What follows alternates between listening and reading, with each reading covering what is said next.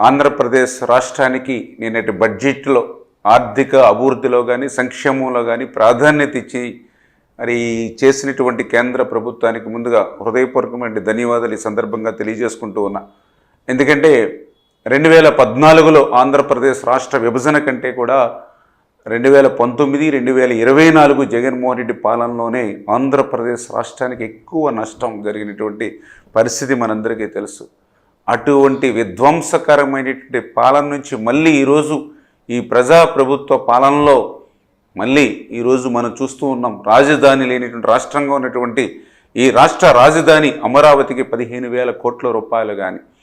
ఆంధ్రప్రదేశ్ రాష్ట్రాన్ని భవిష్యత్తులో ఒక కరువు రహిత రాష్ట్రంగా మార్చేటువంటి శక్తి కలిగినటువంటి పోలవరం ప్రాజెక్టుకి 12,157 కోట్లు మరి ఫస్ట్ ఫేజ్లో ఇచ్చేటువంటి విషయంలో కానీ, అదేవిధంగా ఆంధ్రుల హక్కు విశాఖ ఉక్కు అని మనం నినదించి తెచ్చుకున్నటువంటి విశాఖ ఉక్కు ప్రైవేటీకరణ అయిపోతున్నటువంటి స్థితిలో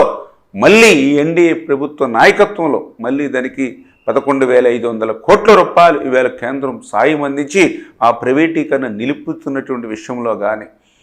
మరి అన్నిటికీ మించి జలజీవన్ మిషన్కి సంబంధించి